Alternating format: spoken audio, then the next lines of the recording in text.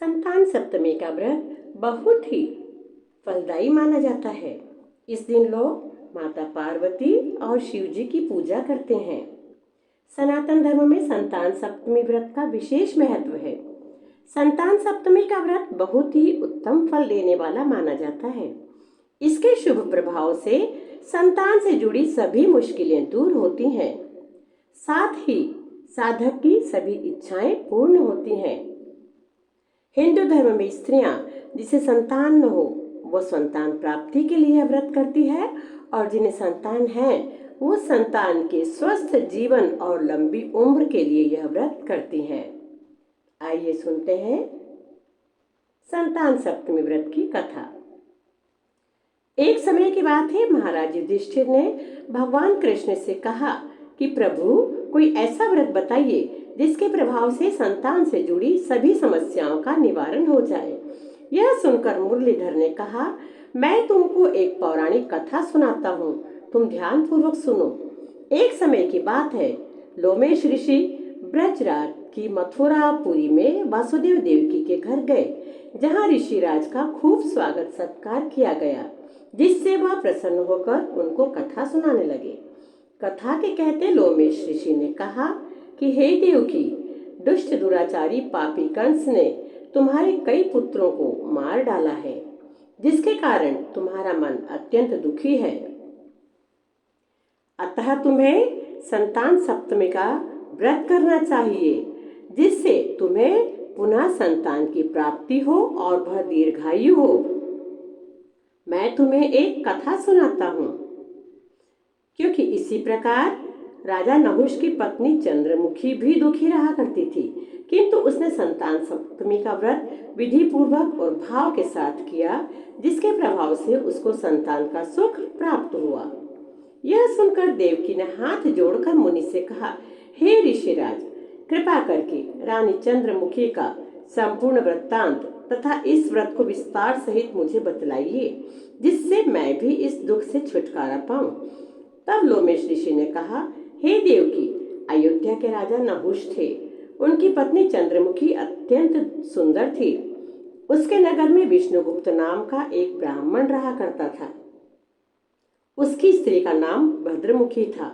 वह भी अत्यंत रूपवती थी, सुंदरी थी।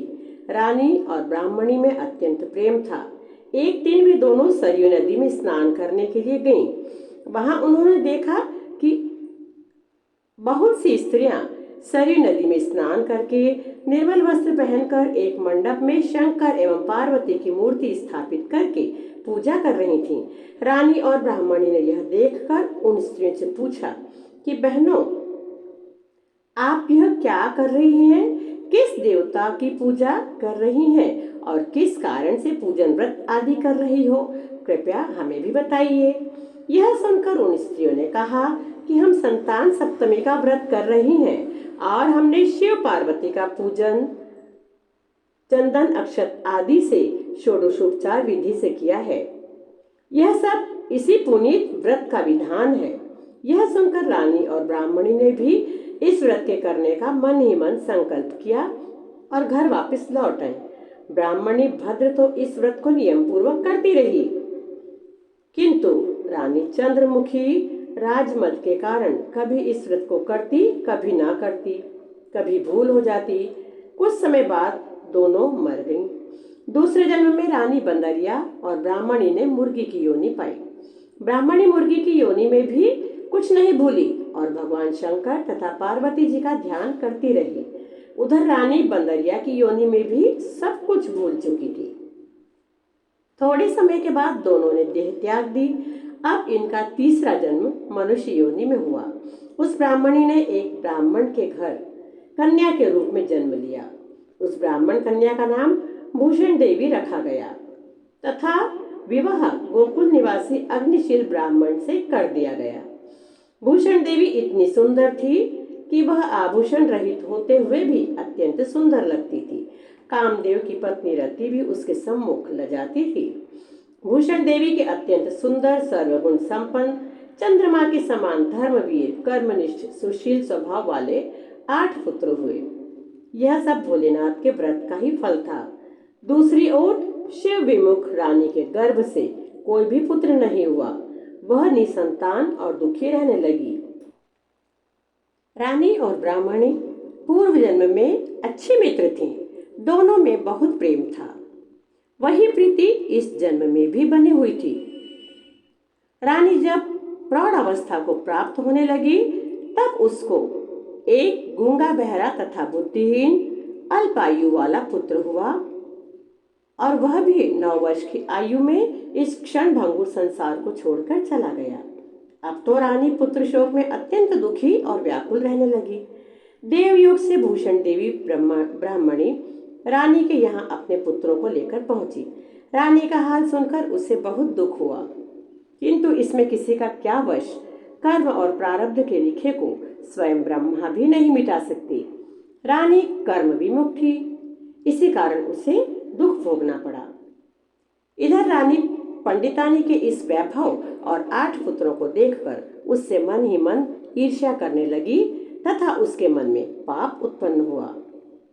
उस ब्राह्मणी ने रानी का संताप दूर करने के निमित्त अपने 8 पुत्रों को रानी के पास छोड़ दिया। रानी ने पाप के वशीभूत होकर उन ब्राह्मण पुत्रों की हत्या करने के विचार से लड्डू में विष मिलाकर उनको खिला दिया, लेकिन शिवजी की कृपा से एक भी बालक की मृत्यु न हुई।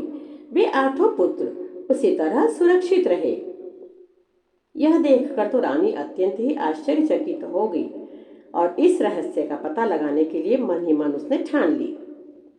भगवान की पूजा से निवृत्त होकर जब भूषण देवी आई तो रानी ने उससे कहा कि मैंने तेरे पुत्रों को मारने के लिए इनके लड्डू में जहर मिला दिया था, किंतु इनमें से एक की भी मृत्यु नहीं हुई। तूने ऐसा कौन सा दान पुण्य और व्रत किया है जिसके प्रभाव से तेरे 8 पुत्र हैं और मेरे द्वारा विष देने पर भी उनमें से एक भी नहीं मरा। 8 पुत्र सुरक्षित हैं और तू नित नए सुख भोग रही है। तेरा बड़ा सौभाग्य है। इसका भेद तू मुझसे निष्कपट होकर समझा, मैं तेरी बड़ी ऋणी रहूंगी। रानी के ऐसे दीन वचन सुनकर भूषण ब्राह्मणी कहने लगी, सुनो, तुमको 3 जन्म का हाल सुनाती हूँ, सो ध्यान पूर्वक सुनना। पहले जन्म में तुम राजा नहुष की पत्नी थी और तुम्हारा नाम चंद्रमुखी था। मेरा भद्रमुखी नाम था और मैं ब्राह्मणी थी। तुम अयोध्या में रहते थे और मेरी तुम्हारी बड़ी प्रीति थी। एक दिन तुम दोनों सरयू नदी के में स्नान करने गए। वहां दूसरी स्त्रियों को संतान सप्तमी का उपवास करते हुए देखा। शिव जी का पूजन अर्चन करते देखकर हमने इस उत्तम व्रत को करने की प्रतिज्ञा की थी, किंतु तुम सब भूल गई और झूठ बोलने का दोष तुमको लगा, जिसे आज भी तुम भोग रही हो। मैंने इस व्रत को आचार विचार सहित नियम पूर्वक सदैव किया और आज भी करती हूँ। दूसरे जन्म में तुमने बंदरिया का जन्म लिया तथा मुझे मुर्गी की योनि मिली। भगवान शंकर की कृपा से और इस व्रत के प्रभाव से मैं इस जन्म में भी भगवान को नहीं भूली और उस व्रत के विषय में भी मुझे सब याद रहा। मैं नियमानुसार मन ही मन उस निरंतर व्रत को सदैव करती रही। तुमने अपनी बंदरिया के जन्म में भी सब कुछ भूल गई। मैं तो समझती हूँ कि तुम्हारे ऊपर यह जो भारी संकट है उसका एकमात्र यही कारण है और दूसरा इसका कोई कारण नहीं हो सकता। इसलिए मैं कहती हूँ कि आप अब भी संतान सप्तमी के व्रत को विधि पूर्वक करें, जिससे तुम्हारा यह संकट दूर हो जाए। लोमेश ऋषि ने कहा, देवकी, भूषण ब्राह्मणी के मुख से अपने पूर्व जन्म की कथा तथा संकल्प इत्यादि सुनकर रानी को पुरानी बातें याद आ गई और वह पश्चाताप करने लगी तथा भूषण ब्राह्मणी के चरणों में गिरकर क्षमा याचना करने लगी और भगवान शंकर पार्वती जी की अपार महिमा के गीत गाने लगी। उस दिन से रानी ने नियमानुसार संतान सप्तमी का व्रत किया, जिसके प्रभाव से रानी को संतान सुख मिला तथा संपूर्ण सुख भोग कर वह शिवलोक को प्राप्त हुई। भगवान शंकर के व्रत का ऐसा प्रभाव है कि पथभ्रष्ट मनुष्य भी अपने पथ पर अग्रसर हो जाता है और अनंत ऐश्वर्य को भोग कर मोक्ष पाता है। लोमेश ऋषि ने फिर कहा कि देवकी, इसलिए मैं तुमसे भी कहता हूँ कि तुम भी इस व्रत को करने का संकल्प अपने मन में करो तो तुमको भी संतान सुख प्राप्त होगा। इतनी कथा सुनकर देवकी हाथ जोड़कर लोमेश ऋषि से पूछने लगी, हे ऋषिराज, मैं इस पुनीत उपवास को अवश्य करूंगी, किंतु आप इस कल्याणकारी एवं संतान सुख देने वाले उपवास का विधान, नियम, विधि आदि विस्तार से बताइए। यह सुनकर लोमेश ऋषि बोले, हे देवकी, यह पुनीत उपवास भादव के महीने में शुक्ल पक्ष की सप्तमी के दिन किया जाता है। उस दिन ब्रह्म मुहूर्त में उठकर किसी नदी अथवा कुएं के पवित्र जल में स्नान करके निर्मल वस्त्र पहनिए। फिर शंकर भगवान तथा जगदम्बा पार्वती जी की मूर्ति की स्थापना करें। इन प्रतिमाओं के सम्मुख सोने चांदी के तारों अथवा रेशम का एक गंडा बनावें। उस गंडे में 7 गांठें लगानी चाहिए। इस गंडे को धूप दीप अष्टगंध से पूजा करके अपने में बांधें और भगवान शंकर जी से अपनी कामना सफल होने की प्रार्थना करें। तदनंतर 7 पुआ बनाकर भगवान का भोग लगावें और साथ ही पुए तथा यथाशक्ति सोने अथवा चांदी की अंगूठी बनवाकर इन सबको एक तांबे के पात्र में रखकर उनका षोडशोपचार विधि से पूजन करके किसी सदाचारी धर्मनिष्ठ सत्पात्र ब्राह्मण को दान देवें। उसके पश्चात 7 पुआ स्वयं प्रसाद के रूप में ग्रहण करें। इस प्रकार इस व्रत का पारायण करना चाहिए।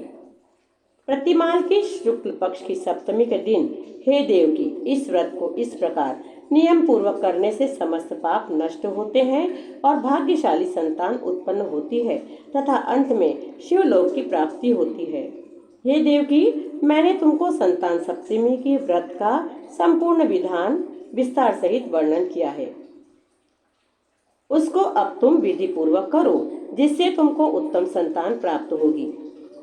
इतनी कथा सुनकर भगवान आनंद कंद श्री कृष्ण ने धर्मावतार युधिष्ठिर से कहा कि लोमेश ऋषि इस प्रकार हमारी माता को शिक्षा देकर चले गए।